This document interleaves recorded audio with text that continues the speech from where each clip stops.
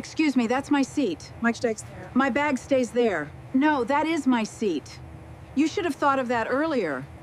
Excuse me, I think that is my seat. Renee Carter said it softly, almost apologetically, as she stood in the first-class cabin of Flight 409 from Atlanta to Denver. Renee was 46, a black woman with short natural curls, warm brown skin, and tired eyes hidden behind simple black glasses. She wore a navy sweater, plain slacks, and comfortable shoes. Nothing about her looked expensive, but everything about her seemed careful. In one hand, she held a worn leather briefcase. In the other, she carried a small paper bag with a blueberry muffin she had bought for breakfast but had not touched. Seat 1A was printed clearly on her boarding pass, but a large white designer handbag sat across the seat, blocking the cushion and armrest. Beside it, in Seat 1B, sat Marjorie Whitman, 58, a wealthy white woman with silver blonde hair, diamond earrings, and the stiff posture of someone used to being obeyed. Marjorie glanced at Renee, then at her plain clothes. "My bag needs that space," she said. Renee stayed calm. "I understand, but that is my assigned seat." A young passenger nearby, Caleb Brooks, 22, looked up from his phone. He noticed Renee's hand tighten around the briefcase. What no one in that cabin knew was that Renee was not just another traveler. She was flying to Denver to review a serious safety complaint about the airline's executive culture. And before the plane left the gate, her quiet request for one seat would expose a problem so serious that the entire flight would be canceled. Marjorie Whitman had flown first class for 30 years, and she treated the front cabin like a private living room she had purchased permanently. She had made money through luxury real estate, airport lounge partnerships, and political fundraisers where important people smiled before asking for favors. She was not loud at first. She was worse than loud. She was certain. When flight attendant Claire Morgan approached, Marjorie lifted one finger without looking away from Renee. Claire was 34, with auburn hair pulled into a neat bun and a tired smile that had learned to survive difficult passengers. Marjorie said, "This woman is confused. My bag is in that seat because the crew told me I could use the space." Claire checked the tablet. "Seat 1A is assigned to Ms. Carter." Marjorie laughed lightly. Then someone at the gate made a mistake. "I paid for privacy." Renee held out her boarding pass. "There is no mistake." Marjorie's expression hardened. "People like you always make everything a confrontation." Caleb's eyes moved from Marjorie to Claire. He began recording, not openly, just enough to capture the audio. Claire looked uncomfortable. She knew Renee's ticket was valid, but Marjorie's profile showed the highest loyalty tier, several corporate accounts, and a note that said, "Handle with priority care." Claire asked Renee if she would consider another seat in first class, but every seat was full. Then Marjorie leaned closer and said, "Put her in economy. I cannot have my personal items handled by a stranger." Renee took one slow breath. "I am not touching your bag. I am asking you to move it." Claire looked toward the front galley where the lead attendant was watching. A simple seat problem was becoming a test of who the airline would protect. The lead flight attendant, Paul Denton, came forward with a practiced smile. Paul was 49, tall, clean-shaven, and known among crew members for protecting the airline from complaints by wealthy travelers. He listened to Marjorie first. She said Renee had been aggressive, had hovered over her, and had made her feel unsafe. Renee stood still in the aisle while passengers watched. "That is not true," she said. "I only asked for my seat." Paul glanced at Renee's boarding pass and then at Marjorie's loyalty status on the tablet. "Ms. Carter, we may need to reseat you for cabin harmony." Renee looked at him carefully. "Cabin harmony means my paid seat belongs to her bag," a few passengers murmured. Marjorie snapped, "Do not speak to him like that."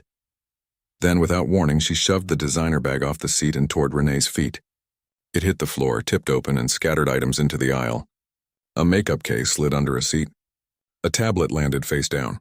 A small bottle of pills rolled near Renee's shoe. Marjorie gasped as if Renee had thrown it. "She knocked my bag down." Renee stepped back and raised both hands. "I did not touch it." Caleb's camera had caught the shove. So had another passenger, Nora Fields, a 50-year-old school principal seated in 2C. But Paul did not ask for videos. He placed himself between Renee and Marjorie and said, "Miss Carter, you need to lower your voice." Renee's voice had never risen. Her face showed hurt, not anger. Marjorie pointed at the items on the floor. "I want her removed." Paul nodded as if the request was reasonable. Renee looked around at the watching passengers and asked one quiet question. Did anyone else see what just happened? Nora Field stood before anyone else did. She was a black woman with gray-streaked braids, a burgundy jacket, and the calm authority of someone who had spent 28 years managing classrooms full of nervous children and angry parents. I saw it, she said. The passenger pushed her own bag. Caleb lifted his phone. I recorded it. Paul frowned. Please stop recording the crew. Caleb answered, I am recording what happened to her. Marjorie crossed her arms. This is harassment. Renee stayed in the aisle, still holding her briefcase. I would like this documented properly. Paul lowered his voice. Ms. Carter, you are creating a delay. Renee looked at him. No. The delay started when a bag was given more respect than my boarding pass. That line moved through the cabin like a match near dry paper. More phones rose. Claire whispered to Paul that Renee's seat was valid and that the bag had to be moved. Paul told her to stay out of it. Then he radioed the gate and reported a disruptive passenger in first class. Renee heard the word disruptive and closed her eyes for 1 second. She had heard that word used too many times in boardrooms, airports, and hotel lobbies. It meant a person with less visible power was about to be blamed for another person's discomfort. A gate supervisor named Dennis Hall stepped onto the aircraft. Dennis was 55, broad-faced and impatient. He asked Paul what happened. Paul said Renee had interfered with another passenger's personal property. Dennis did not ask Renee for her version. He pointed toward the exit and said, Ma'am, gather your belongings. Caleb stepped into the aisle. You need to see the video first. Dennis replied, I do not need passenger footage to manage boarding. Then Nora said, You will need it when this becomes evidence. Dennis ordered Renee to step into the jet bridge for a private conversation. Renee refused to leave the aircraft unless her seat and property were documented first. Private is where stories get changed, she said. Caleb sent his video to Nora and 2 other passengers, just in case his phone was taken or deleted. Claire quietly took a photo of the seat map showing Renee assigned to 1A. Paul noticed and told her to put the device away. Meanwhile, Dennis opened the gate system and began typing. Caleb, still recording from the aisle, zoomed in enough to capture the screen over Dennis's shoulder. A note appeared beside Renee's reservation. Passenger refused crew instruction. Possible cabin disturbance. Renee saw the words and spoke with more force than before. That is false. Marjorie smiled faintly. Now maybe you understand how first class works. Renee turned to her. First class is not a permission slip to lie. Dennis warned Renee that airport police could be called. Paul added that the flight could not depart while she remained uncooperative. Then an older white man in 2D, Howard Ellis, said he had seen Marjorie push the bag too. A young mother in 3A said the same. Now the story was no longer one passenger's word against another's. It was a cabin full of witnesses against a system still trying to protect the wrong person. Dennis finally agreed to review Caleb's video, but only after Renee stepped aside. She handed her briefcase to Nora and said, Please keep this where everyone can see it. Marjorie stared at the briefcase longer than expected. Caleb noticed. So did Renee.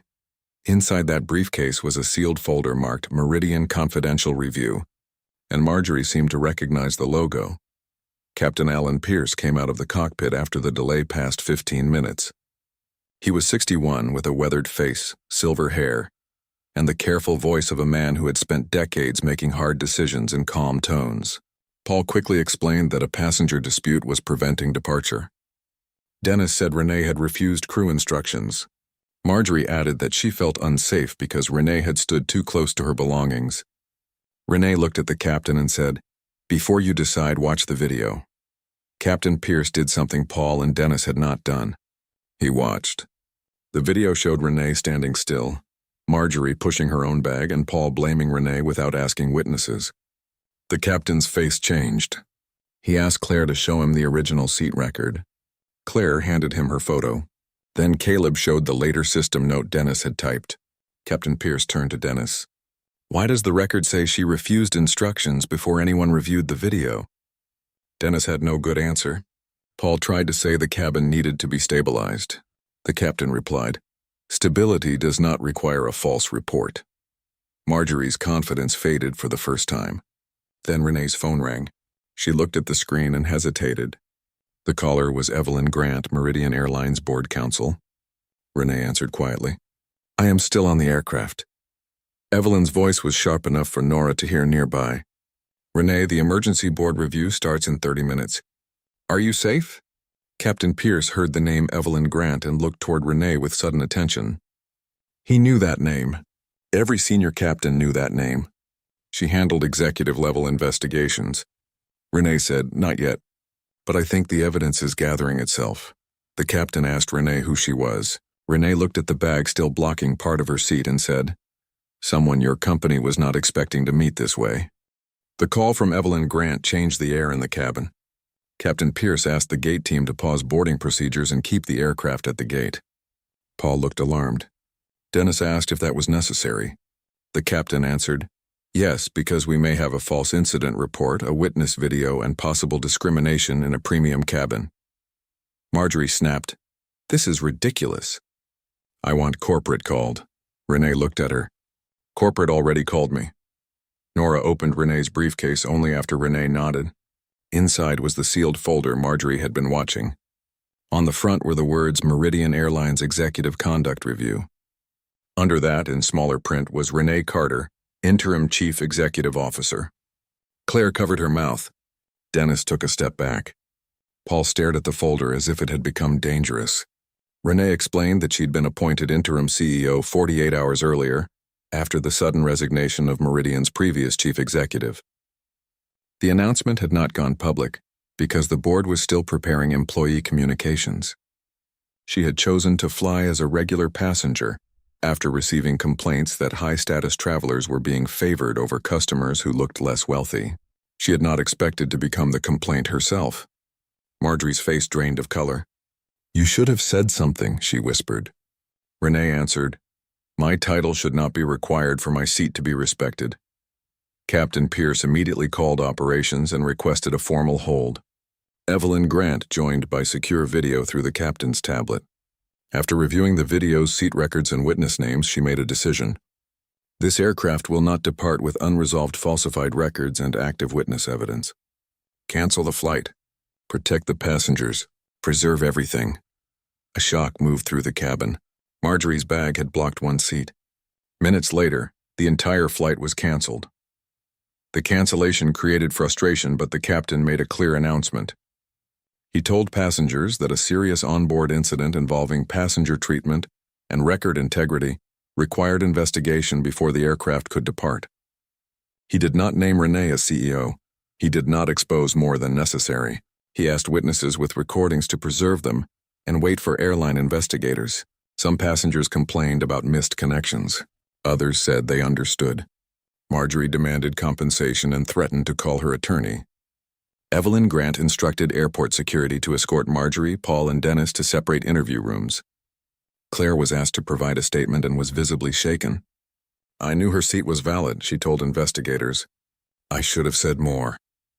Renee did not punish her in that moment. She only asked, Would you have felt safe saying more before today? Claire shook her head. Over the next 48 hours, the evidence became impossible to ignore. Caleb's video showed the bag being pushed by Marjorie. Nora and Howard gave matching witness statements. Claire's seat map photo showed the truth before Dennis changed the record. The gate system confirmed the false note was added after the dispute began. Internal complaint records revealed that Marjorie had been involved in 6 prior incidents where passengers were moved or pressured after she complained about their presence in first class. Most had been Black, Latino, or visibly working-class travelers. Paul had handled 2 of those flights. Dennis had closed 1 complaint without contacting the passenger. Renee sat in the boardroom reading the report in silence. She had come to Meridian expecting policy problems. What she found was a culture where comfort for powerful people had become more important than truth. The consequences did not arrive in one dramatic hour. They unfolded over weeks. Marjorie's elite status was suspended first, then permanently revoked after the review confirmed a pattern of abusive complaints and false claims. Her company lost access to a Meridian corporate travel partnership because the airline refused to let one customer's spending outweigh passenger safety and dignity. Paul was placed on administrative leave and later terminated for ignoring evidence, pressuring a passenger, and supporting a false narrative. Dennis was removed from supervisory duties after investigators confirmed he entered a damaging note without reviewing witness evidence. He later resigned during a broader review of gate management practices. Claire kept her job, but she entered retraining and later joined a crew advisory group focused on protecting employees who challenge unfair passenger demands. Renee also ordered a review of every first-class reseating complaint from the previous 2 years. The results were painful. Some passengers had been moved quietly. Some had received apology miles instead of real answers. Some had stopped flying Meridian altogether. Renee held a private listening session with several of them. One older man told her, "They never said I did not belong. They just treated me like I had to prove that I did." Renee carried that sentence with her for months. Public pressure grew after passengers posted about the cancellation, but Renee refused to turn it into a publicity victory. At an employee town hall, she said, "A flight was canceled because the truth was almost changed before takeoff. That should scare all of us." The airline introduced new rules requiring video review when available, witness documentation before passenger removal, and automatic alerts when reservation notes were edited during disputes. Still, Renee struggled. She had not lost a seat. She had lost the comfort of believing the problem was smaller than it was. 6 months later, Renee Carter boarded another Meridian flight from Atlanta to Denver. This time, the airline had already announced her as CEO, and employees recognized her before she reached the cabin. But she asked them not to make special arrangements. "Treat me like the policy says you should treat anyone," she told them. In seat 1A, there was no bag, no coat, no quiet challenge waiting for her. The space was clear. Renee paused before sitting. She remembered standing in the aisle with passengers watching, her paid seat blocked by someone else's entitlement, her truth almost rewritten in a system note. Across the aisle sat a young black nurse in scrubs, holding a boarding pass with nervous hands. A man beside her had placed his briefcase partly across her seat. Before the nurse could speak twice, a flight attendant stepped forward and said, "Sir, that seat belongs to her. Please move your briefcase now." The man apologized and moved it. The nurse sat down, surprised by how easy it was. Renee looked out the window and finally opened the paper bag from the airport cafe. Inside was a blueberry muffin, the same kind she had carried on the day everything changed. She smiled because this time she was calm enough to eat it. The lesson was not that Renee deserved respect because she was CEO. The lesson was that she should never have needed that title at all. A seat paid for by one person should not become extra storage for someone else's pride. A record should not be changed to protect power, and dignity should never depend on appearance, wealth, or status. Comment "Clear the seat" if you believe fairness should come before privilege. Like, share, and subscribe to EchoStory for more emotional stories about truth, courage, and accountability.